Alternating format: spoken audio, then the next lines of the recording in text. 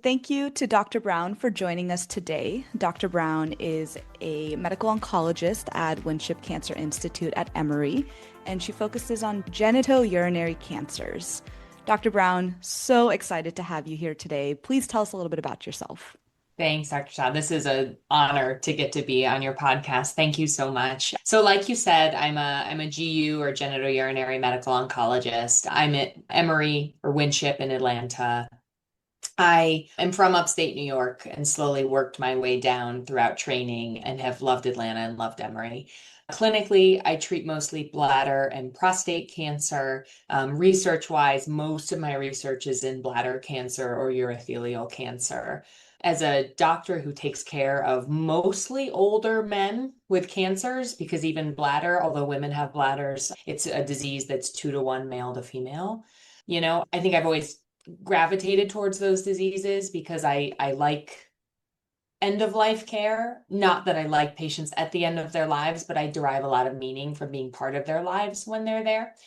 And I'm particularly interested research wise in how we treat our older patients with these diseases when we research in much younger patients. So that's a particular interest of mine as well. And then I am active in phase 1 trials across the spectrum, and I'm an educator at sort of all levels. I teach a course in the med school. I am really involved with residents and fellows, and a big chunk of my professional joy comes from learners and getting other people excited in oncology. So to me, getting invited to your podcast is an extension of that. So I thank you. Thank you so much, Dr. Brown. What an amazing and fulfilling career. Please tell us a little bit about what inspired you to pursue oncology. Oh man. Okay. Let's get a little bit of a wayback machine. So when I was in med school, I came there thinking I'd be an OB-GYN.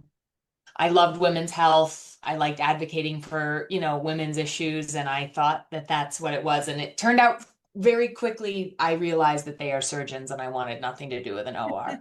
So that quickly flipped. I ended up loving internal medicine. I knew I wanted to be a whole doctor to the patient and all patients that I take care of. I really liked that intellectual exercise of knowing that if someone needed help, I was probably a doctor who could be relatively helpful to them. That was a cool thing about internal medicine.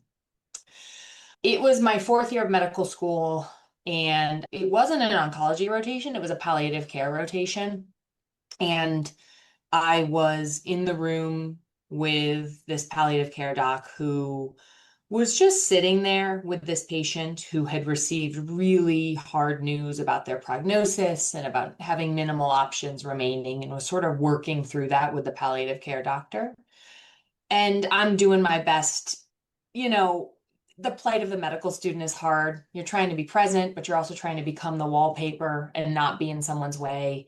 And so I just was in that room observing this interaction, and the intensity of human experience and emotion that was happening. The best way I can explain it is the room was on fire, and this doctor didn't try to make it say it would be okay or say some platitude that wasn't true. He just sat. He just sat and he had his hand on the patient's hand.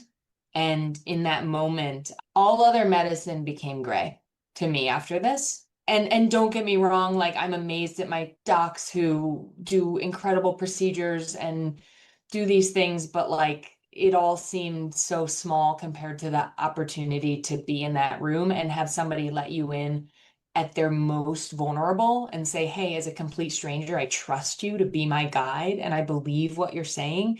And the good burden of that, the responsibility of that, like that is the honor of a lifetime. I knew that when I was a 4th year med student from this, or I thought I knew. Sure. And so that sort of got me off to, oh my goodness, do I need more of this in my life? But very quickly by the end of my intern year, I knew that oncology was where I was supposed to be and what I was supposed to do, and the way that I could be in those emotional trenches as much as I could be. You do something as you're in medical training, and you're in this too, like you think it's going to be a certain way, you think it aligns with who you are. And I am really happy to say that, like 5 years into my faculty years now, like it is still who I think I am. So that is a nice thing to find out. I hope that stays the case as time goes on too. Yeah, That's really special to have that as your first experience and understanding that you are more comfortable than others leaning into what may be a really difficult situation and discussion to have with the patient. I really like the way you described it, kind of this incredible human emotion and experience. And as mentioned, there's a lot of people who shy away from that, and it's not something we learn in medical training. It's not a you conversation we learn don't. to have in medical school, and even the times we practice it, it never feels the same as truly having that conversation with the patient. Yeah, absolutely. There isn't an OSCE or a training module Exactly. for that one. Yep, I agree entirely. So I really love that that is something that you picked up early on as what seems to be a strength and what seems to be something that you were more interested in learning about, refining, and being a better version of that for your Totally. patients. So, Dr. Brown, I want to talk a little bit about identity formation and who we become through the work of oncology. Yeah, I had the chance to read all about the work that you've done, and not only are you seeing patients, not only are you involved in clinical trials, but you are also a really great advocate for value-based medicine. So I will share a talk that I had come across, and I would love to pick your brain further about it. sure. So this was back in 2023, and you held a session on antibody drug conjugates and chemotherapy shortages at a Institute for Value-Based Medicine session. And in that session, you described urothelial cancer to be the poster child for the extremes of modern cancer care. On one hand, we have these exciting new medications like antibody drug conjugates that are changing outcomes for advanced cancer. And on the other hand, we have this very brutal reality that our cornerstone chemotherapies are facing major shortages and forcing a lot of health equity issues front and center and a lot of difficult substitutions that doctors have to make. Yeah. You emphasized during this talk that having good drugs is not enough for patients if they can't actually receive them. And I recognize that the biggest survival gains are not necessarily from discovering new therapies, but more from getting effective therapies earlier on in lines of treatment where more patients can access them. So, what I found very striking about this talk and what I want to discuss more is this tension that every oncologist faces at some point in their career. It's the gap between what modern medicine makes possible and what real world constraints actually allow. This creates a really difficult space for physicians to live in, and I don't feel like it's talked much about.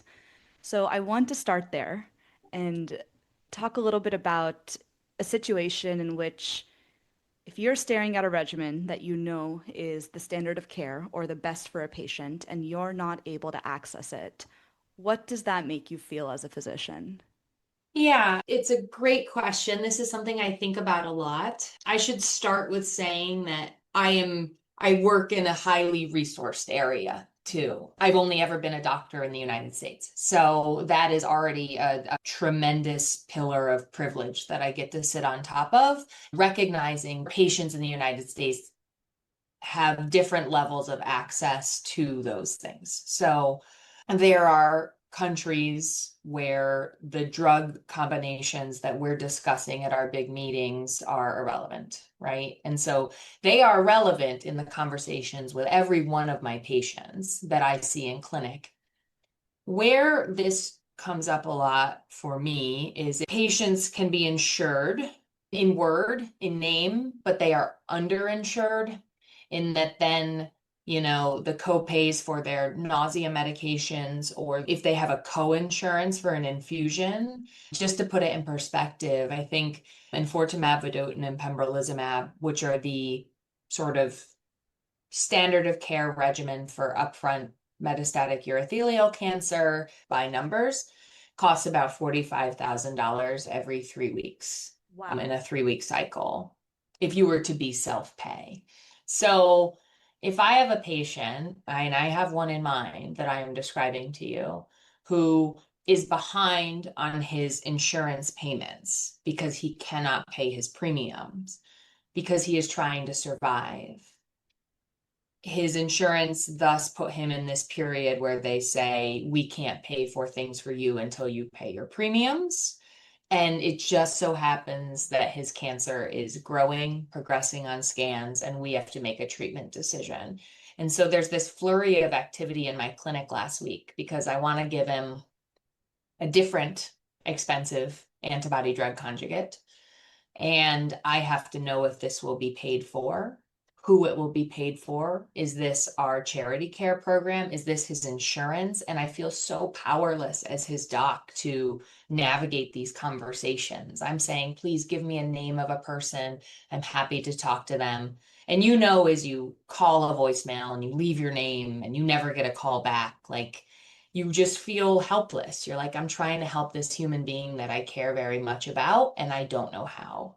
Um, and so I think that comes up more for me is, if it's not that someone doesn't have access at all, it's just that there are these gray areas of coverage and co-insurance. If you say pay 5% of $100 drug, it's reasonable. If you say pay 5% of a drug that's $45,000 every 3 weeks, we will very quickly financially decimate you and your family in oncology.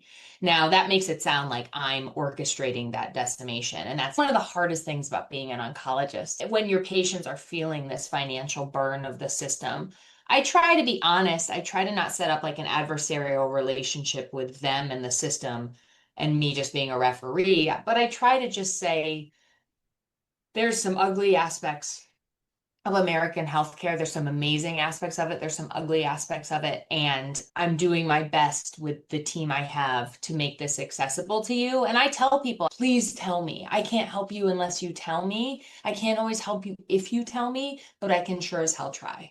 So I just try to like keep those lines of communication open where I'm like, I will just say, you are my patient, all of you. Your financial situation, I can say this drug improves progression-free survival by 5 months. But if you don't have a roof over your head or you can't feed your children, then it doesn't really matter. So please, if you feel comfortable with me, please bring me into that so I can bring every resource to bear to make this reasonable. That's sort of how I try to bring it to the personal level where I say, the system is flawed. We are working within the system, but you got to tell me because let me be your advocate. And the feeling of helplessness or lack of power, what a different feeling to have that you would never expect being so into your career as an oncologist. And I think it's something that as we continue to train, and even me, I'm in my second year of residency, and I've learned so much about how difficult our healthcare system is to provide the care that patients need.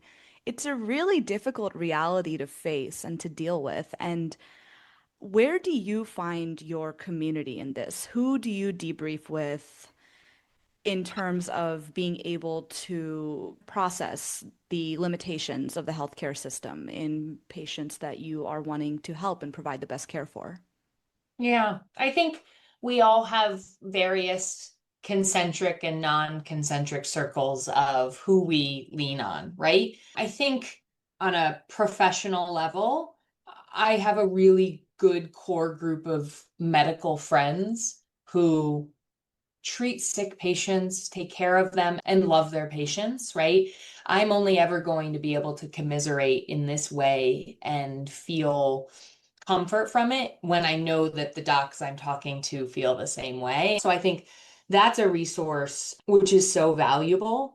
It can be at your institution, but a lot of times it's across institutions. It's somebody who you know is a great doc who thinks about patients the way that you do and will understand how hard it is in that moment.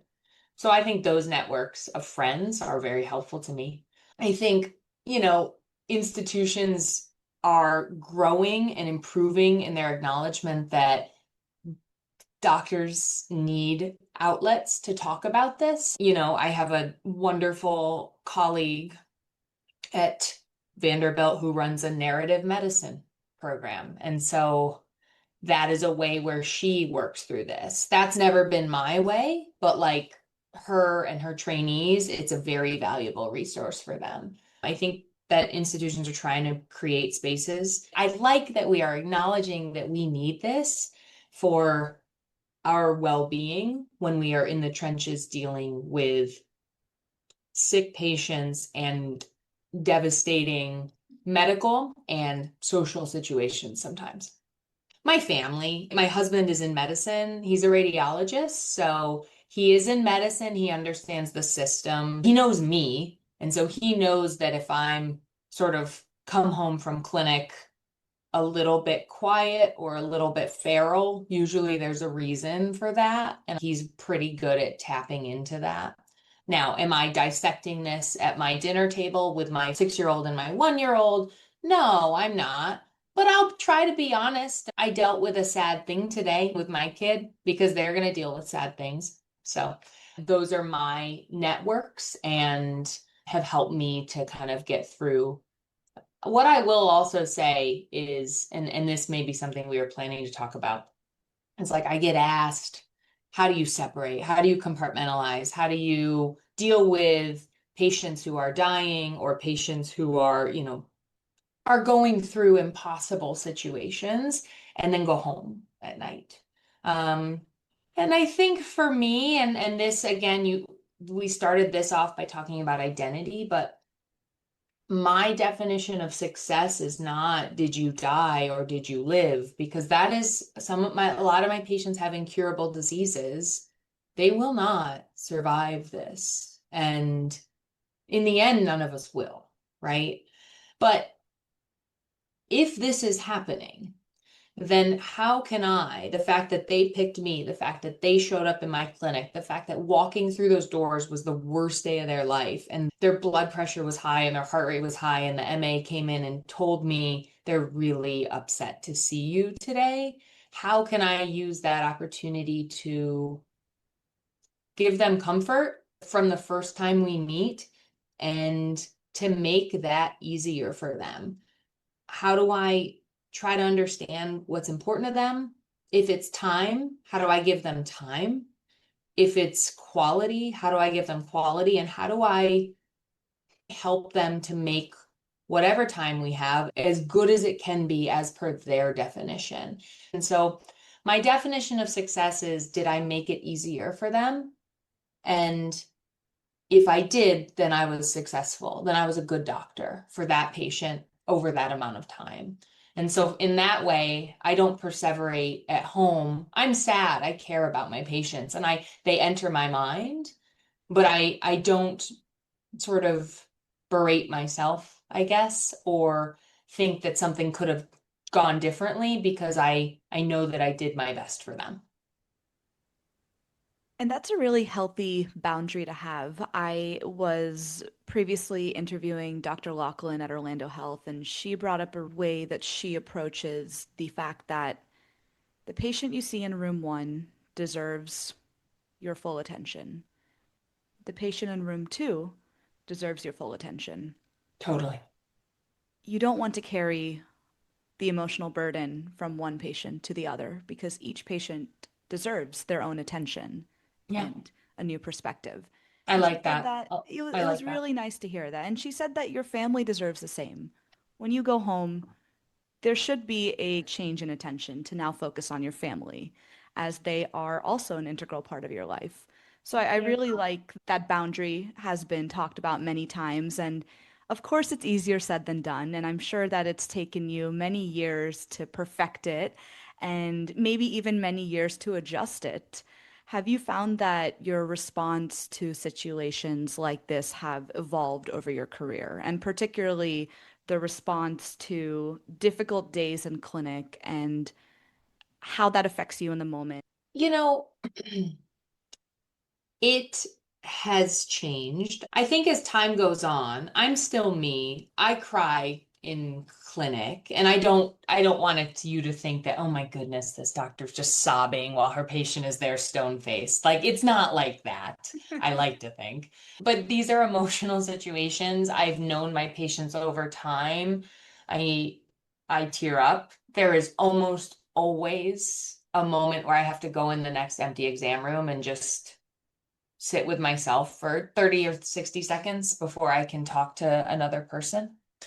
Because I think there's also this emotional sort of letdown of no one's watching me and I don't have to guide anyone and I'm just feeling this and I have to be honest about how I'm feeling it. And so I often sort of walk out of the room and walk into a different empty room. It's just sort of a reset for me. Sometimes I cry.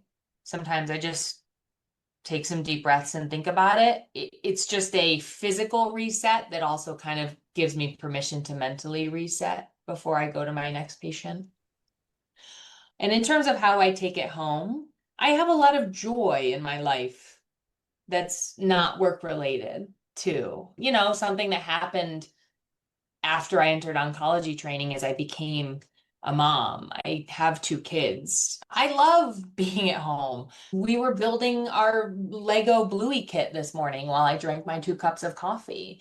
And exactly like what you said, and exactly like what the physician you referenced said, like, I want to be good at all my jobs, and that's a really big one. And there are times, don't get me wrong, you come back from maternity leave and you're like, I'm a bad doctor and a bad mom. How could this be? Like, how I've always been good at things and now I'm bad at everything. And so that it's a transformative experience, and I've done it twice now. Mhm. I think it's this feeling of they are both essential parts of me. If I didn't have my work and my patients, I don't think that I could appreciate my kids as much. Like, when I'm home, I'm just like, I'm so lucky. I'm so lucky to have this. And I also probably have a healthy appreciation because of my patients that nothing is promised. Nothing is promised for me, my husband, my kids. I'm so lucky to have them today. And I want to make that time as good as it can be. I think that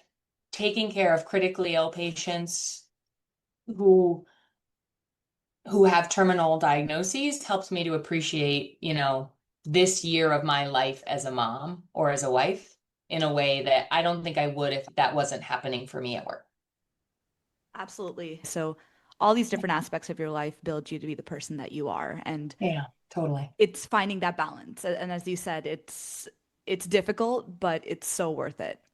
Yeah, And it what is. you had mentioned about going into another room in between seeing patients, it reminded me of a 30-second ritual that I had talked to an oncologist about when I was rotating with them. And after a really difficult conversation, I turned to them and said, how do you process what happened? Before we go into the next room, what are you doing to work through this? And she had talked to me about two different rituals that she utilized. And I wanted to mention them as I found them to be really, really special ways of processing. And the first one is a 30-second threshold in which, before you open the next door, you are naming what you're carrying, and naming the emotion stops it from becoming your whole mood. So the patient in the next room gets, in a way, a clean room. Yeah, because they deserve that. And they deserve it, absolutely. And another ritual that she told me was similar to what you said about your community, just having the opportunity to turn to someone and say, that one was heavy,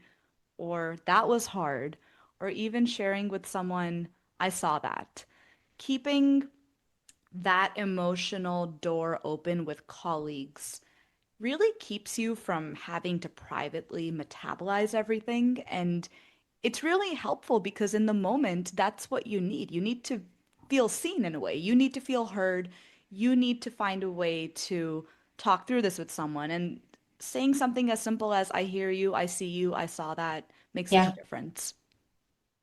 Yeah. No one will ever say, I have had that exact same scenario happen to me, but they will say exactly like what you referenced, that that's a rough day. It hurts so bad. Because it isn't just a job. You felt like you put yourself into everything. And when someone is mad, they aren't mad at just like you, the doctor. They're mad at you, the you, when this is your doctoring style. And sometimes I think, oh man, if I could separate identity from profession, this wouldn't hurt me as bad, but I can't. So that's what I'll say.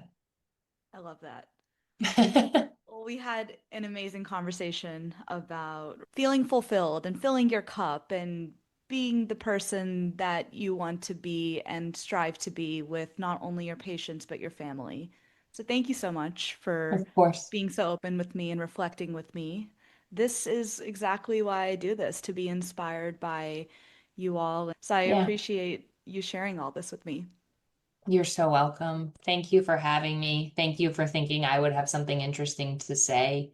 Um, and I can tell you again, I'm not done with my career, but I am, I'm in the right field. I'm glad I did medicine. Thank you for having me.